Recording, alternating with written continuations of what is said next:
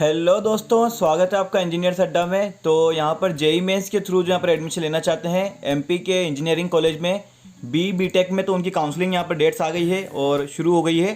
तो मैं आपको पूरी स्टेप बाय स्टेप पूरी जानकारी दे देता हूँ यहाँ पर कि कब से क्या काउंसलिंग चलेगी, आपको क्या क्या प्रोसेस यहाँ पर करना पड़ेगी। तो आपको दिखाता हूँ यहाँ पर पहला नोटिफिकेशन। बीटेक काउंसलिंग की समय सारणी 22/9 को आ चुकी है और इसका जो है फॉर्म यहाँ पर शुरू हो चुका है। मैं आपको दिखाता हूँ। काउंसलिंग के लिए कोर्स चुने, graduate program, bachelor of technology full time और काउंसलिंग के लिए आवेदन करें। ठीक है, तो पहले आपको मैं टाइम टेबल बता देता हूँ, फिर आपको क्या क्या डॉक्यूमेंट लगेंगे, कैसे क्या प्रोसेस होगी आपको बताऊंगा। ठीक है, तो जनरल पूल एवं TFW जेई मेंस के आधार पर। ठीक है, तो ये जो काउंसलिंग हो रही है वो जेई मेंस के आधार पर होगी। अब जो बच्चे कहेंगे कि हमने जेई मेंस नहीं दी है, तो उनका यहाँ पर सेकेंड राउंड का होगा, जिसके अंदर यहाँ पर TFW मतलब वो जनरल पूल होगा, जिसमें जेई मेंस वाले भी होंगे जो बचे हुए लोग, और 12th के बेस पे होगी यहाँ पर। ठीक है, तो हम सबसे पहले बात करते हैं यहाँ पर फर्स्ट राउंड की बात करते हैं, जो भी शुरू हो रहा है यहाँ पर 22 सितंबर से 3 अक्टूबर को। तो आपको यहाँ पर रजिस्ट्रेशन करना होगा, जो कि बिल्कुल फ्री होगा। मैं आपको पूरी डिटेल बताऊंगा। और इसमें आपको डॉक्यूमेंट वेरिफिकेशन जो होता था हर साल की, यहाँ पर आपको हेल्थ सेंटर जाना होते थे। इस बार आपको हेल्थ सेंटर नहीं जाना होगा, आपका ऑनलाइन होगा। तो आपको बताता हूँ कैसे क्या पूरी प्रोसेस होगी यहाँ पर। तो बेस्ड ऑन जेई मेंस आपको सिलेक्ट करना होगा यहाँ पर, और आपको यहाँ पर जेई मेंस के रोल नंबर की बेस पे होगा। तो आपको जेई मेंस का यहाँ पर जो है रोल नंबर आपको डालना है, 12 डिजिट का जो यहाँ पर नंबर है वो डालना है, आपकी डेट ऑफ बर्थ डालना है, और ये जो कोड है इसको यहाँ पर आंसर करके रिव्यू डिटेल करना है। ठीक है, जैसे आप करेंगे तो आपको यहाँ पर एक फॉर्म भरने का ऑप्शन आएगा। तो उससे पहले मैं आपको पूरी डिटेल बता देता हूँ कैसे क्या यहाँ पर काउंसलिंग होने वाली है, आपको क्या क्या चीज़ों का ध्यान रखना है। ठीक है, तो जेई मेंस 2020 की मेरिट लिस्ट जो यहाँ पर आ चुकी है, आपकी रैंक है होगी, उसके आधार पर यहाँ पर मैं आपको बताऊंगा कौन सा कॉलेज आपको मिल जाएगा। ठीक है, वो अपकमिंग वीडियो में यहाँ पर शुरू करने वाला हूँ मैं। ठीक है, सबसे पहले आपको ऑनलाइन रजिस्ट्रेशन करवाना होगा। ठीक है, और इसको आप कैंसिल भी करा सकते हैं, तो ये तो फ्री हो रहा है तो इसको आप करवा लीजिएगा। 22 तारीख से 3/10 तक यहाँ पर है, ये डेट्स आगे भी बढ़ सकती है, तो आप अपना सही टाइम पे करवा लीजिएगा। फ्री है मतलब बिल्कुल। यहाँ पर बात करें आपका रजिस्ट्रेशन में अगर कुछ प्रॉब्लम हो जाती है तो दोस्तों ध्यान रखना, बहुत सारे बच्चे प्रॉब्लम कर देते हैं। तो एक एक चीज़ ध्यान से भरना, नाम की स्पेलिंग कुछ भी सब सही भरना, बिल्कुल कुछ गड़बड़ी नहीं होना चाहिए बराबर। तो ये 4 तारीख से स्टार्ट होगी और 5 तारीख तक चलेगा, मतलब एक दिन आपको मिलेगा यहाँ पर एडिट करने का। इसके बाद जो है आपका जो है ऑनलाइन आप रजिस्ट्रेशन करते हैं तो आपका डॉक्यूमेंट वेरीफाई होता है। तो यहाँ पर क्या होगा कि आपको डॉक्यूमेंट ऑनलाइन वेरीफाई होंगे, जो भी आप अपलोड करेंगे यहाँ पर, जो भी आप यहाँ पर उनका जैसे आपकी 10th की मार्कशीट है तो आप 10th की रोल नंबर देंगे तो ऑटोमेटिकली वेरीफाई हो जाएगा। वहाँ पर 12th की है तो 12th का देंगे, आपका बर्थ सर्टिफिकेट है, कास्ट सर्टिफिकेट है, जो भी है उसके नंबर से वो ऑटोमेटिक वहाँ पर वेरीफाई होगा, ऑनलाइन सारा वेरिफिकेशन होगा। ठीक है, तो जिनका यहाँ पर वेरिफिकेशन हो जाएगा वो यहाँ पर जो है चॉइस फिलिंग यहाँ पर भर पाएंगे। चॉइस फिलिंग भरने के बाद जो है आपको कुछ फीस पे करना पड़ेगी आपको। ठीक है, उसके बाद जो है आपकी कौन मेरिट लिस्ट आएगी, मतलब जैसे कि आपकी जेई मेंस में मेरिट लिस्ट वो अलग है, ऑल इंडिया की है, लेकिन अगर एमपी में जो एडमिशन लेना चाहते हैं उन सब बच्चों की जो यहाँ पर 12th के जो मार्क्स हैं, जो भी जेई मेंस का मार्क्स है, जो कैटेगरी है, वो सब लग के जो है यहाँ पर आपकी रैंक आएगी फाइनल एमपी के अंदर। उस रैंक के आधार पर जो है आपने जो चॉइस फिलिंग भरी है उसके हिसाब से आपको कॉलेज मिलेंगे। ठीक है, उसके बाद आपको जो है जो कॉलेज मिल गया है उसकी आपको ऑनलाइन यहाँ पर मिल जाएगा, और आपको जो कॉलेज मिल चुका है आवंटित संस्था में उपस्थिति, आवंटित संस्था में मूल दस्तावेजों का सत्यापन एवं प्रवेश, मतलब जैसे कि 8 तारीख को यहाँ पर दिया हुआ है, ये 8 से 8 बजे यहाँ पर मेरिट लिस्ट आ जाएगी। उसके बाद जो है यहाँ पर आपको अलॉटमेंट होगा जो आपने चॉइस फिलिंग की है, तो 12 तारीख से 16 तारीख तक जो है आपका यहाँ पर कॉलेज में जाकर आपको एडमिशन लेना होगा, अगर आप लेना चाहते हैं तो। नहीं तो आप आगे की जो है अपग्रेड कर सकते हैं। देख सकते हैं यहाँ पर अपग्रेडेशन का विकल्प ऑनलाइन प्रस्तुत करना, जैसे 12 तारीख से 16 तारीख तक। ठीक है, आप ठीक है, अगर आप उसको अपग्रेड करना चाहते हैं, उसमें एडमिशन नहीं लेना चाहते हैं, तो आपको यहाँ पर 12 तारीख से 16 तारीख तक का यहाँ पर मिलेगा। ठीक है, उसमें आप अपग्रेड का ऑप्शन मिलेगा, मैं आपको दिखाता हूँ यहाँ पर।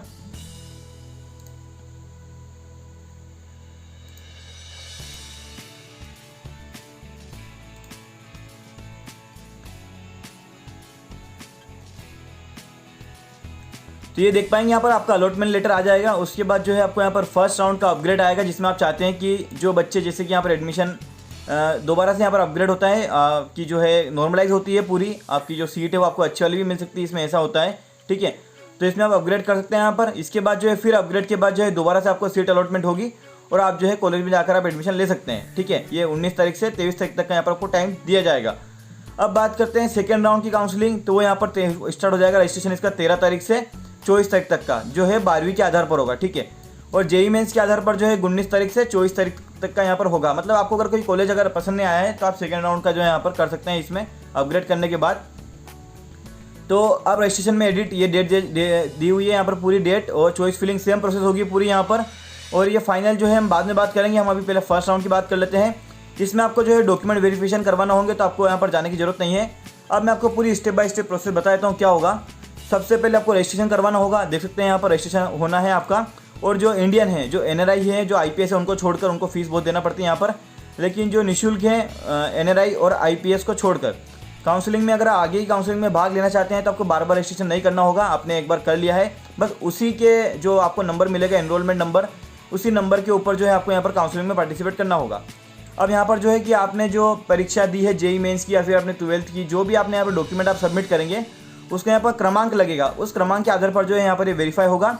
तो आपको ई-वेरीफाई जो है, ई-वेरिफिकेशन की जो है आपको एक स्लिप मिलेगी। तो जिनका वेरीफाई हो जाएगा उनको यहाँ पर स्लिप मिल जाएगी, ठीक है।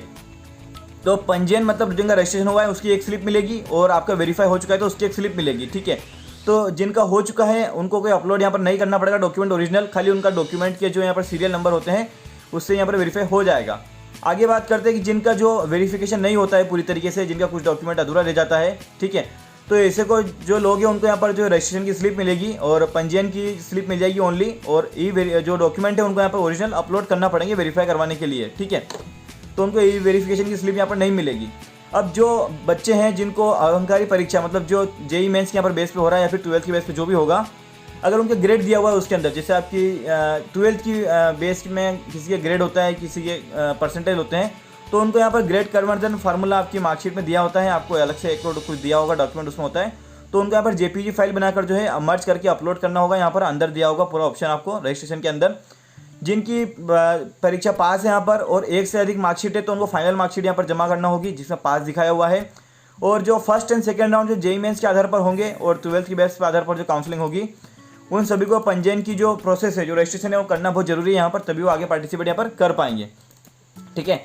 और आपका मोबाइल नंबर है जो फिक्स कर लेना, और ईमेल आईडी फिक्स रखना दोस्तों, बहुत जरूरी है। ईमेल आईडी जो भी आपके फिक्स रखना है वो रखना है यहाँ पर, क्योंकि उसी पे आपका पासवर्ड आएगा। आपका जो भी है कुछ एडिट करोगे, चॉइस फिलिंग करोगे, उस पर सारी जानकारी आती रहेगी यहाँ पर, तो ये बहुत जरूरी चीज़ है यहाँ पर, ठीक है। तो आपको रजिस्ट्रेशन कैंसिल भी कर सकते हैं यहाँ पर, कैंसिल का आपको ऑप्शन भी दिया जाएगा यहाँ पर आपको, ठीक है।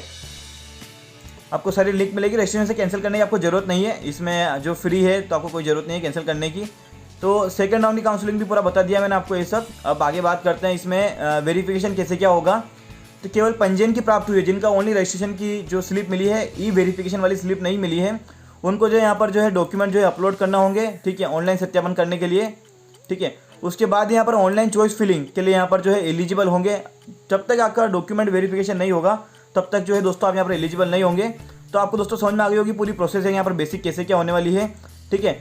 और जो भी डॉक्यूमेंट यहाँ पर सबमिट हो जाएंगे, सुधार चाहते हैं, काउंसलिंग वेबसाइट पर लिंक मिलेगी पंजीयन निरस्त करने की, पंजीयन निरस्त करें, पूर्व में प्राप्त रोल नंबर का उपयोग करें, आवश्यक सुधार करते हुए पुनः पंजीयन करें, ऑनलाइन सत्यापन के लिए आवेदन सबमिट कर सकते हैं, इसके पश्चात सत्यापित की गई पात्रता के आधार पर प्राथमिकता का चयन कर सकते हैं, ठीक है।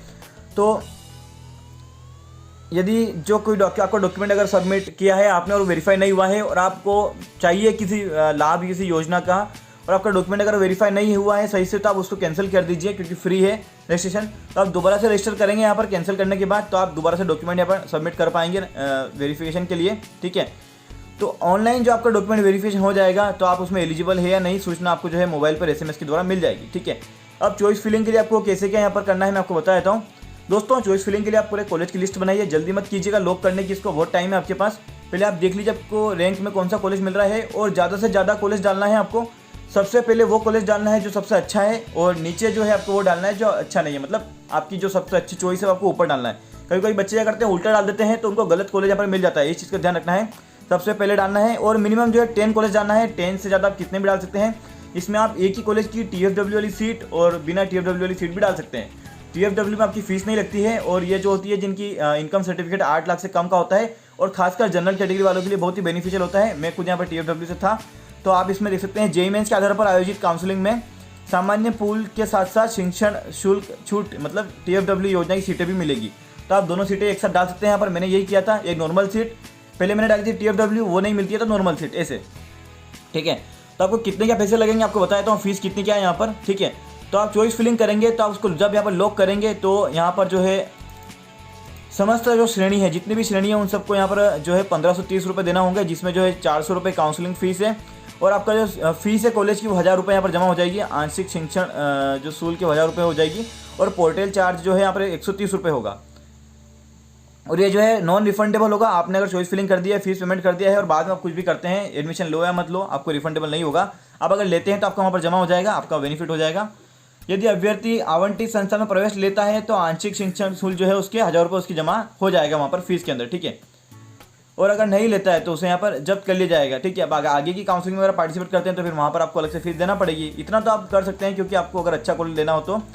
और काउंसलिंग में किसी पूर्ववर्ती चरण में संस्था मिली है, ठीक है, और वो यहाँ पर एडमिशन नहीं लिया उसने, तो जिन्होंने संस्था में प्रवेश कर उसे निरस्त करवा लिया है, ठीक है, तो उनसे काउंसलिंग में आगे जो पार्टिसिपेट करना होगा तो उन्हें दोबारा से जो लाख की जो होती है यहाँ पर जो प्राथमिकता क्रम होता है चॉइस फिलिंग, उसी कार्यवाही पूर्ण करना होगी और दोबारा से उनको यहाँ पर फीस करना होगी। देख सकते हैं यहाँ पर 11 से 30 रुपये होगी, जो 130 रुपये पोर्टल चार्ज है, जिसमें 1000 रुपये जो है यहाँ पर ये आंशिक शुल्क है, ठीक है। 400 रुपये जो फीस है वो आपके यहाँ पर नहीं लगेगी इस बार। फिर वापस से देख सकते हैं यहाँ पर ये रहा, काउंसलिंग शुल्क आपको नहीं लगेगी, आपको दोबारा से पार्टिसिपेट करने में 400 रुपये कम लगेंगे।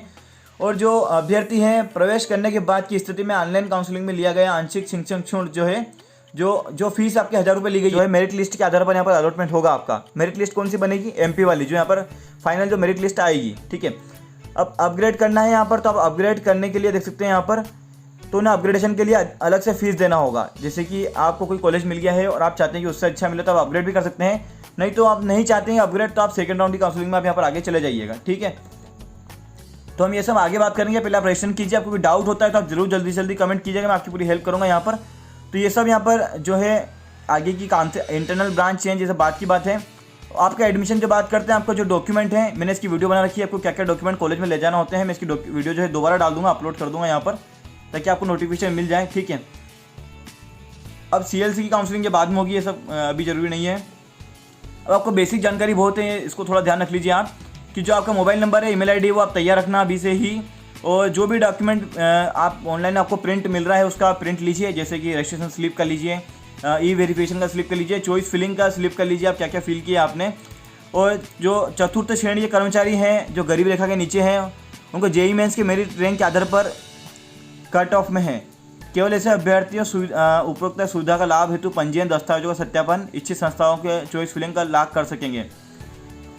मतलब आपको जो है डॉक्यूमेंट वेरिफिकेशन करवाने पर जो है आपको जो भी यहाँ पर जो स्कॉलरशिप मिलती है, जो भी आपको बेनिफिट मिलते हैं, वो सब आपको यहाँ पर बेनिफिट मिलेंगे, वो आपको वेरिफिकेशन करवाना होंगे, ठीक है। जो भी आपके डॉक्यूमेंट हैं, गरीबी रेखा का हो, जो भी हो, जो शिक्षण शुल्क जो भुगतान है आप इंटरनेट बैंकिंग ATM कार्ड इन सबसे कर सकते, ठीक है।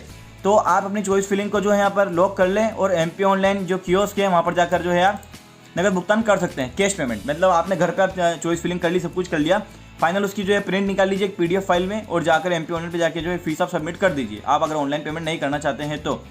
और किसी भी अनजान व्यक्ति दलालों से दूर रहे, मैं आपको बता चुका हूँ, पहले भी बहुत फ्रॉड हुए हैं यहाँ पर दोस्तों। तो कोई आपको कहता है कि हम आपको कॉलेज दिला देंगे, उन सबसे दूर रहना, नहीं तो आपकी पूरी लाइफ खराब हो जाती है, बच्चों को कॉलेज नहीं मिल पाते हैं अच्छी रैंक वालों को। आप बस काउंसलिंग में मेरे साथ यहाँ पर गाइडेंस लीजिए, आपका आराम से अच्छा आपको मिल जाएगा सब कुछ जानकारी यहाँ पर, तो ठीक है। आपको सारी जानकारी यहाँ पर आगे मिलती रहेगी काउंसलिंग की। आपको कोई डाउट हो तो आप जरूर कमेंट कीजिएगा, ठीक है। और आपको सबसे इंपॉर्टेंट बात है, किसी भी परिस्थिति में कोई भी डॉक्यूमेंट आपको जमा नहीं करना है, ओरिजिनल डॉक्यूमेंट, क्योंकि प्राइवेट कॉलेज क्या होते हैं, आपको ओरिजिनल डॉक्यूमेंट ले लेंगे, फिर आपको फंसा लेंगे और उसको आप कहीं भी यूज़ नहीं कर पाएंगे। तो सबसे बड़ी इंपॉर्टेंट बात है ये कि आपको कोई भी जो डॉक्यूमेंट है वो आपको नहीं करना है, ठीक है। और आपको अपना कैंडिडेट स्टेटस हर बार चेक करना है कि आपको अलॉटमेंट हुआ है या नहीं है, क्या हो रहा है आपकी स्टेटस, इसमें ऑप्शन आएगा आपको एक, ठीक है। तो दोस्तों ऐसे जुड़े रहिए, आपको और भी जानकारी मिलती रहेगी। हो सकता है वीडियो लंबी हो गई हो, लेकिन वीडियो बहुत ही इंपॉर्टेंट है आपके लिए, तो ऐसे जुड़े रहिए। वीडियो को लाइक करना ना भूलें, आपके लिए आगे अपकमिंग वीडियोस बनती रहेगी। थैंक यू दोस्तों।